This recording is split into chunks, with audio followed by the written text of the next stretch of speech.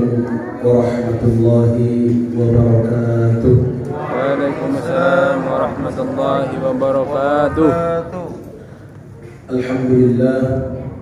Alhamdulillahi madawani ala jazilil fadli wal in'ani wa afdalus salati wat taslimi ala nabiyil mustafa al karim Muhammadin wa sahbihi wal ali ahli tuqa wal ilmi wal kamal. Asyhadu an la ilaha illallah wahdahu la syarika lah wa asyhadu anna Muhammadan abduhu wa rasuluh. Allahumma salli wa sallim ala sayyidina Muhammad wa ala ali sayyidina Muhammad. Syukur alhamdulillah, kita tidak pernah bosan untuk bersyukur kepada Allah Subhanahu wa taala, karena kasih sayang Allah lah akhirnya kita bisa melaksanakan salat maghrib secara berjamaah. Karena kasih sayang Allah lah kita semua yang ada di masjid ini dikumpulkan oleh Allah Subhanahu wa taala dalam taat kepadanya. Coba kita perhatikan betapa banyak orang yang di luar sana, banyak sekali, tapi tidak datang ke masjid. Kita yang datang ke masjid ini adalah pilihan Allah. Ini adalah hidayah dari Allah. Hatinya terasa terpanggil sehingga dia datang. Banyak orang dekat, bahkan cuma beberapa langkah dari rumahnya dia merasa capek dan merasa tidak terpanggil hatinya untuk datang ke masjid. Memang panggilan salat ini, panggilan untuk berjamaah ini adalah panggilan hidayah sebetulnya. Panggilan hidayah. Banyak orang jalan-jalannya ke luar negeri jauh, menghabiskan duit, jalan-jalan jauh, kerja capek seharian, dia sanggup, tapi melaksanakan sholat berjamaah cuma beberapa menit dia tak sanggup. Padahal dekat dari rumah dia, dan itu cuma beberapa menit, tidak sampai setengah jam. Bapak Ibu sekalian yang kami hormati, dengan kasih sayang Allah juga kita diizinkan untuk bernapas. Coba kita bayangkan seandainya Allah Subhanahu wa taala tidak menggratiskan, atau Allah mengatakan kita membayar untuk bernapas. Sekali hembusan 1.000 rupiah, kita tidak sanggup. Karena kasih sayang Allah Subhanahu wa taala. Cuman kita kadang jarang bersyukur kepada Allah. Jarang sekali bersyukur kepada Sang Khalik yang telah menciptakan kita. Kalau misalnya kita mempunyai saudara yang sangat baik, paman yang sangat baik, paman ini luar biasa baiknya, saudara kita ini luar biasa baiknya, kita minta duit 10.000, dikasihnya 10 juta. Kita minta sepeda, dikasihnya mobil. Kita minta helikopter, dikasihnya pesawat terbang. Karena saking baiknya paman ataupun saudara kita ini, Allah, saya minta duit 10.000, dikasihnya 10 juta. Ya Allah, saya minta sepeda, dikasihnya mobil. Ya Allah, saya minta helikopter, dikasihnya pesawat terbang. Ya Allah, alangkah baiknya paman saya ini, ya Allah. Ya Allah, alangkah baiknya saudara saya ini, ya Allah. Tanpa terasa menetes air mata kita. Pernah seperti itu? Karena saking baiknya seseorang, tanpa terasa air mata berurai. Itu keluar dengan sendirinya. Namun yang menjadi pertanyaan, pernahkah kita menangis karena mengingat pemberian Allah Subhanahu wa taala? Padahal itu mahal. Dan itu tidak kita minta. Misalnya mata. Kalau misalnya datang orang dari Pekanbaru ke sini, saya mau mata Anda didonor ke saya. Harganya 20 juta misalnya, 50 juta. Otomatis kita tidak akan mau, karena kita donor terus kita akan buta selama-lamanya, selama hidup kita. Itu pemberian Allah yang sangat mahal, tapi kita jarang untuk mensyukurinya. Pernahkah kita malam-malam bangun, berwudu, lalu sholat 2 rakaat dan mengarahkan tangan kita ke langit? Ya Allah, Engkau sayang kepada saya ya Allah, Engkau cinta kepada saya ya Allah, Engkau jadikan tubuhku sempurna. Betapa banyak orang yang di luar sana lahir ke dunia tapi tubuhnya tidak sempurna, akalnya tidak sempurna, tapi Engkau berikan kepadaku ya Allah. Saya bersyukur ya Allah kepadamu, bersyukur lalu menetes air mata. Pernahkah seperti itu? Kepada manusia mungkin kita sering, tapi kepada pencipta manusia kita lupa. Bahkan yang paling sangat miris, banyak orang yang meninggalkan sholat. Masih banyak orang yang meninggalkan sholat, melalaikan sholat. Padahal kita lihat dari iblis ketika disuruh Allah kepada iblis untuk sujud kepada Adam. Allah suruh iblis sujud kepada Adam. Apa kata iblis? Ana khairum minhu, khalaqatani min nar wa khalaqatahu min tin. Saya lebih baik dari dia, kata iblis. Engkau ciptakan aku dari api yang jatuhnya aja ke atas api. Engkau ciptakan dia min tin, daripada tanah, diinjak-injak setiap manusia.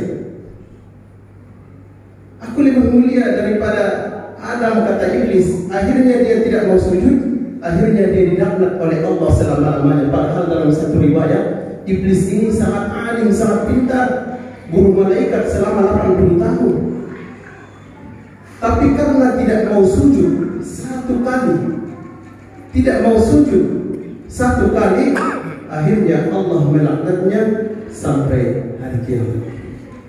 Kita disuruh oleh Allah sujud 5 kali sehari semalam. Coba kita bayangkan. Maka untuk itu kita jangan lupa bersyukur terus kepada Allah Subhanahu wa taala. Bahkan kata Imam Al-Ghazali, manusia ini memang aneh. Allah memberikan nikmat kepadanya dan dia gunakan nikmat yang diberikan Allah itu untuk maksiat kepada Allah. Ada seorang raja yang sangat dermawan, berpuasa. Dia memberikan kuda yang sangat bagus kepada salah satu prajuritnya. Gunanya kuda ini untuk membunuh musuh. Kuda yang mahal, kuda yang bagus, kuda yang kuat perkasa untuk membunuh musuh. Tapi apa? Prajurit ini menggunakan kuda yang diberikan raja untuk membunuh raja sendiri. Begitulah hakikat manusia. Allah memberikan tangan, Allah memberikan kaki, Allah memberikan mata, tapi dia sering gunakan itu untuk maksiat kepada Allah, untuk maksiat kepada Sang Pencipta manusia. Itu yang sering terjadi. Coba kita bayangkan kaki yang diberikan Allah ini, kalau kita pakai sandal, mungkin beberapa bulan atau setengah tahun misalnya dia akan menipis. Tapi kaki yang diberikan Allah setiap hari jalan, setiap hari tak kemana jauh, tapi tidak pernah menipis. Itu pemberian Allah Subhanahu wa taala. Kita harus syukuri. Bapak Ibu yang kami hormati, kemudian sebelum memulai kajian kita akidah ataupun tauhid, untuk pertemuan kali ini insyaallah kami mau memperkenalkan apa itu akidah, apa itu tauhid. Sebelum itu juga kami ingin memperkenalkan diri kami. Jadi kadang banyak guru-guru, bukan berarti kami suudzon kepada guru-guru atau ustaz-ustaz. Tidak jelas keilmuannya, tidak jelas apa yang dia terangkan, sehingga paham Mu'tazilah, paham Syiah, paham Wahabiyah yang sekarang terjadi masuk ke masjid-masjid karena tidak ada yang tahu, tidak ada silsilah ataupun sanad kepada siapa dia berguru, kitab apa yang dia baca, apa pengarang kitab itu perlu. Nama kami Muhammad Sakman, asal dari Medan Mandailing Natal. Kami mondok di daerah Medan, pondok bukan pondok modern tapi pondok klasik, pondok salaf yang pakai sarung, pakai peci, pakai apa, toga apa putih, peci putih itu. Kami mondok di sana selama 6 tahun, belajar kitab. Setelah selesai di sana, kami melanjutkan ke kota Medannya untuk menghafal Al-Quran. Alhamdulillah dengan izin Allah Subhanahu wa Ta'ala, kami menyelesaikan 30 juz dalam 1 tahun. Alhamdulillah selesai.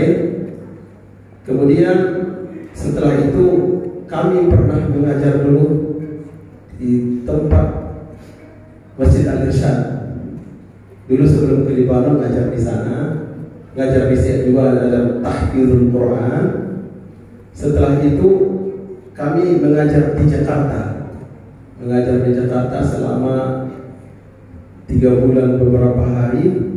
Setelah itu ada panggilan dari Libanon untuk berangkat ke Libanon. Akhirnya kami berangkat, kami kuliah di sana. Alhamdulillah selesai 3,5 tahun. Alhamdulillah, karena waktu itu kami langsung diuji, dikasih ujian, terus langsung naik kelas. Langsung sanah tanya, langsung kelas 2. Alhamdulillah selesai. Kami menimba ilmu di sana selama 4 tahun dan pulang ke negeri tercinta. Dan di sana itu alhamdulillah kami juga dapat beasiswa penuh. Alhamdulillah dengan atas izin Allah. Jadi di sana itu semuanya gratis, makan gratis, terus pakaian juga dikasih, terus uang saku bahkan dikasih bina. Jadi sana mata uangnya itu lira Lebanon, ada lira Turki, ada lira Lebanon, ada lira Suriah. Jadi di Lebanon itu 1.000 lira 10.000 rupiah. Jadi di sana tuh misalnya harga Indomie satu itu 2.000 lira. Berarti kalau dirupiahkan itu 20.000. Gitu kira-kira. Terus dapat minat 30 lira per bulan, 300.000. Alhamdulillah. Jadi Bapak Ibu yang kami hormati, dan setelah kami pulang, kami sekarang mengajar di Nur Hidayah. Ngajar di Nur Hidayah sama Ustaz Toto. Kami ngajar di sana. Mata pelajarannya ada tahfiz 1, ada akidah 2, yang ketiga ada ilmu mantik. Ilmu mantik itu tentang psikolog, tentang apa namanya? Pemikir, cara memikir dan cara bergerak. Dan alhamdulillah jumpa dengan ibu bapak sekalian di sini. Alhamdulillah atas izin Allah Subhanahu wa Ta'ala. Jadi kembali ke materi kita, akidah. Sebetulnya apa itu akidah? Apa itu tauhid?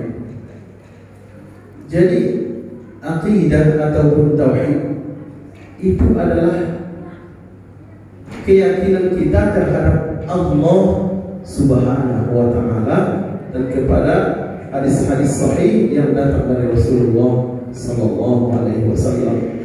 Ini adalah pondasi. Akidah ini pondasi dasar. Makanya sebuah bangunan tanpa pondasi, bangunan tidak akan jadi. Itu akidah. Makanya dengan akidah juga kita tahu kita sholatnya bagus, fikihnya benar, Kita udah bagus di takbiratul ihramnya benar, i'tidalnya semua rukun-rukun sholat benar. Tapi dia tidak paham akidah. Dia tidak tahu siapa yang dia sembah, siapa itu Allah, siapa yang menyuruh sholat. Ini tidak selamat. Makanya kata Allah dalam Al-Quran, "Yauma la yanfa'u malun wala banun illa man atallaha biqalbin salim." Mana pada hari itu tak bermanfaat harta yang banyak, tak bermanfaat anak kecuali qalbin salim, keyakinan yang benar, hati yang benar. Makanya kita di samping belajar fikih, tata cara sholat, kita juga harus membangun pondasi. Itulah namanya akidah. Kita tahu siapa yang menyuruh sholat, siapa yang kita sembah. Makanya banyak orang tidak khusyuk, banyak orang lalai dalam sholatnya, ataupun banyak orang sholat dia tidak mencegah dia dari berbuat yang mungkar. Kenapa? Karena dia tidak kenal Allah Subhanahu wa Ta'ala. Karena ini pondasi dasar. Karena ini pondasi dasar. Dia tak mengenal Allah. Makanya ruh di dalam sholat itu hilang. Ruh di dalam sholat itu hilang karena dia tidak tahu Allah Subhanahu wa Ta'ala. Makanya belajar akidah ini untuk membangun pondasi. Apakah kita sudah terlambat? Ustaz, kami sudah tua, kami sudah berumur segini, masih membangun pondasi. Terlambat kan? Tidak ada kata terlambat dalam itu. Jadi kita bangun pondasinya, bagaimana mengenal Allah Subhanahu wa Ta'ala, sehingga apa yang kita lakukan di dunia ini, terutama di dalam sholat, itu kita tahu siapa Allah.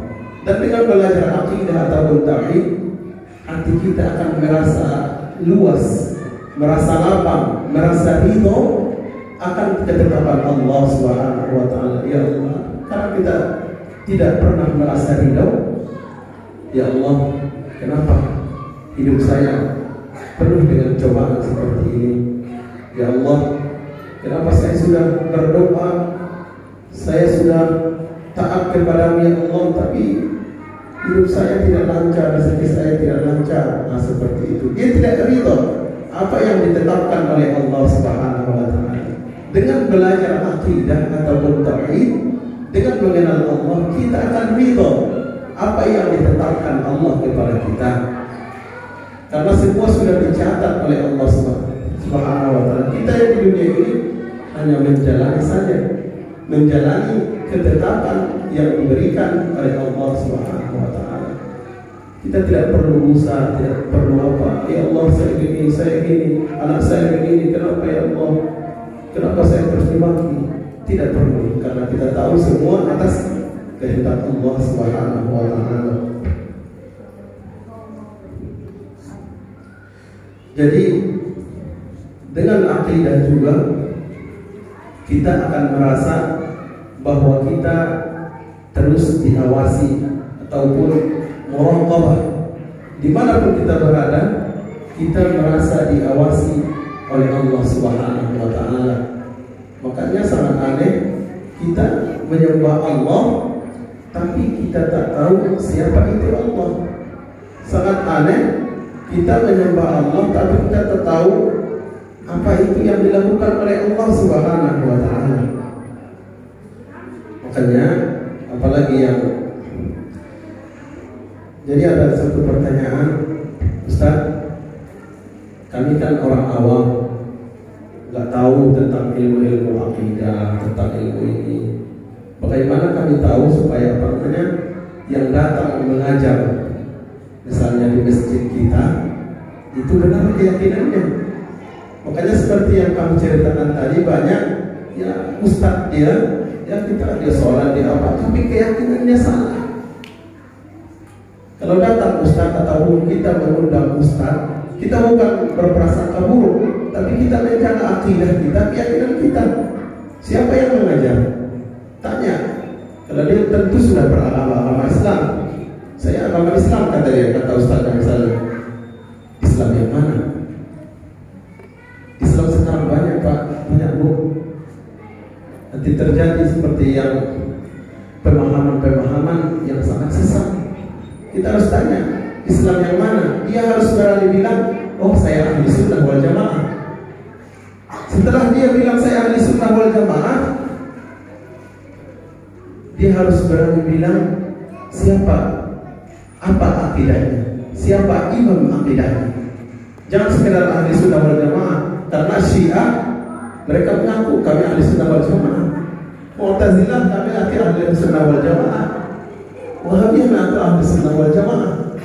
Maka mereka harus berani bilang, oh imam kami Abu Hasan al-Ash'ari, Abu Mansur al-Maturidi. Itu ditanya, kan takut Ustaz menyinggung perasaan. Tidak apa-apa, kalau ini menjaga akidah kita supaya tidak salah. Tekan orang awam nggak tahu tentang ilmu di mana membedakannya, tanya aja. Dia harus ahli sunnah wal jamaah. Terus dia akidahnya Abu Hasan al-Ash'ari sama Abu Mansur al-Maturidi. Kemudian ada juga sekarang paham dia memang Abu Hasan al-Ash'ari, Abu Mansur al-Maturidi adalah sebagai imamnya, tapi dia tidak suka tasawuf, tidak suka adab, tidak suka tetap tasawuf. Dia mencaci maki tasawuf. Ini juga tidak benar. Makanya sekarang banyak kita lihat di surat-surat kabar dibagikan kertas-kertas kecil di masjid tentang pemahaman akidah yang benar. Hati-hati, karena dia menghina Asy'ariyah, imam kita. Kalau dia sudah menghina imam kita, Imam Abu Hasan al-Ash'ari, berarti dia menghina kita sebetulnya. Karena kita tak paham, udah kita baca aja, kita baca, selesai. Kita paham dengan apa yang dia kasih, udah selesai. Karena akidah ini sangat penting untuk dijaga. Kemudian guru tadi yang kita tanya, benarkah sanad keilmuannya? Dia sudah mengaku ahli sunnah wal jamaah. Terus imamnya Abu Hasan al-Ash'ari, Abu Mansur al-Maturidi. Kemudian kita tanya sanad keilmuannya. Sanad keilmuan itu apa? Kepada siapa dia berguru? Ada sekarang yang suka mengkafirkan. Itu sekarang kelompok itu ada di mana? Jadi dia disebut dengan Al-Ahbash. Jadi Ahbash ini dia fiqhnya Syafi'i, akidahnya Abu Hasan al-Ash'ari, Abu Mansur al-Maturidi, tapi dia mengkafirkan orang-orang yang tidak sepaham dengan dia. Misalnya sekarang itu yang sering Wahabi, misalnya Wahabi. Bagaimana kita berpendapat tentang Wahabi misalnya? Yang tak suka yasinan, yang tak suka ziarah kubur, yang tak suka tawassul itu. Apa pendapat kita tentang mereka? Apakah mereka kafir? Tidak. Itu dalam akidah kita. Mereka tidak kafir, mereka tidak murtad, tapi mereka melakukan kesesatan yang sangat besar. Sementara kelompok Ahbash tadi, mereka mengkafirkan. Akhirnya orang Wahabi mengkafirkan Abu Hasan yang mengikut Asy'ariyah Maturidiyah. Ahbash juga mengkafirkan. Akhirnya saling serang. Kalau sudah kafir itu sudah halal darahnya. Akhirnya terjadi perpecahan, terjadi pertikaian di mana-mana karena darahnya sudah halal. Kita tidak seperti itu. Kita ini adalah umat wasatah. Kita ini adalah umat Islam yang tengah-tengah. Kita tidak pernah mengkafirkan, kita tidak pernah mengeluarkan seseorang itu dari Islam. Tidak pernah. Itu akidah kita. Jadi misalnya kalau Ustaz di rumah anak-anak sering bertanya, anak-anak kecil, Allah itu di mana? Jadi hati-hati menjawab ini, jangan jawab. Karena ketika ditanya Allah itu di mana, berarti Allah itu butuh tempat. Sedangkan Allah tidak butuh tempat. Makanya soal-soal seperti ini, kalau misalnya anak bapak ibu ataupun ibu semua ada soal di sekolah seperti itu, di manakah Allah? Di manakah Allah kata gurunya, kemudian menjawab di langit katanya. Udah fix, itu adalah ajaran sesat. Tarik anak ibu, tarik anak bapak dari sekolah itu sudah pasti ajaran sesat. Karena dia bilang kalau Allah itu punya tempat, padahal Allah tidak punya tempat. Jadi kalau anak-anak bertanya, kan sering itu kalau kita di rumah, ayah, bunda misalnya, Allah itu di mana katanya? Kita jangan jawab, oh Allah itu di langit. Udah sesat berarti. Jangan. Oh Allah itu sangat berkuasa. Allah itu yang menciptakan langit, Allah itu yang menciptakan bumi, Allah itu yang menciptakan bunga-bunga berwarna-warni, Allah itu menciptakan kupu-kupu berwarna-warni. Kita alihkan dia. Kita alihkan karena kalau kita pahamkan juga kepada dia, kalau Allah tidak butuh tempat, dia juga tak paham. Kita alihkan aja pertanyaan dia itu. Oh, Allah itu yang menciptakan bunda, Allah itu yang menciptakan ayah, Allah itu yang menjadikan kita semua, menjadikan semua. Itu kita kasih dia pemahaman. Karena sudah dewasa nanti baru kita ajarkan tentang cara berpikir yang benar. Tapi jangan kita jawab, oh Allah itu besar sebesar ini, jangan. Oh Allah itu di langit, jangan. Nanti Allah butuh tempat, karena Allah tidak butuh tempat. Karena tidak ada batasan. Kan dia Ustaz masih kecil, dia tak paham apa-apa. Ya walaupun soal seperti ini jangan diajarkan dari kecil. Jadi diajarkan tentang tauhid Allah. Allah itu kalau kita berbohong, Allah itu nanti hukum kita. Kita ajarkan, jadi semua Allah yang mengatur rezeki, Allah yang memberi nasi, Allah yang memberi minum. Kita ajarkan kepada mereka. Karena ada juga orang filsafat gitu, saya tidak yakin ada Tuhan katanya, karena saya tidak melihatnya. Coba perhatikan Bapak Ibu, dia tak yakin ada Tuhan karena dia tidak melihatnya. Berarti sesuatu yang dia tidak lihat, dia tak yakin. Udah kita ulama kita menjawab, misalnya buku, adakah yang menciptakan buku ini? Tentu dia menjawab ada. Yang menciptakan HP ini ada tidak? Tentu dia menjawab ada.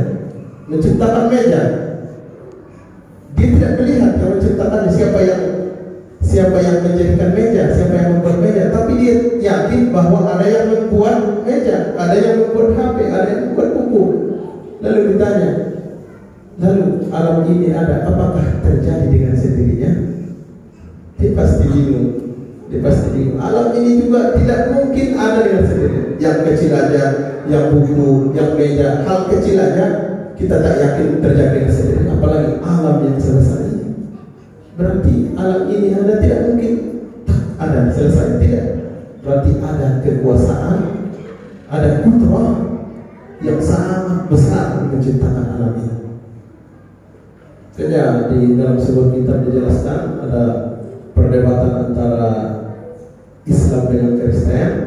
Dia tak paham ataupun dia bilang kalau Islam itu bodoh, menyembah sesuatu yang mereka tidak lihat.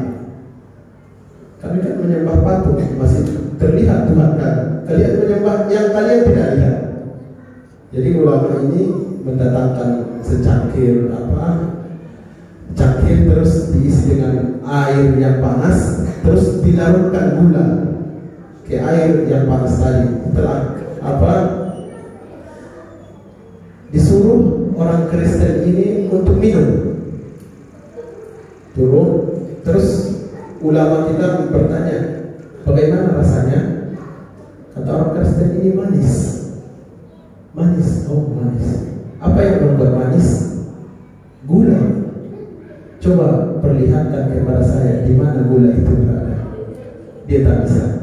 Ia yakin kalau gula itu ada, tapi dia tak bisa memperlihatkannya di mana gula. Terasa manis, tapi dia tak bisa memperlihatkan di mana gula itu berada. Seperti itu Allah, kita tak bisa melihat Allah, tapi kita merasa bahwa kekuasaan Allah, bahwa penglihatan Allah melihat kita semua, mengatur rezeki manusia semua. Dia diberikan Allah kepada kita. Mungkin untuk pertemuan kali ini mungkin sampai sini aja. Mudah-mudahan kita dapat hidayah ataupun keyakinan yang benar, akidah yang benar, jangan akidah yang sesat, supaya kita selamat menghadap Allah Subhanahu wa Ta'ala biqalbin salim, dengan keyakinan yang benar, dengan hati yang benar. Semua itu kita capai hanya dengan belajar. Tidak ada kata terlambat dalam belajar, walaupun ini membawa fondasi, tidak ada. Minal mahdi ilal lahdi, dari ruwayat sampai berbahan. Cukup sekian. Akhirul kalam, ihdinas siratal mustaqim.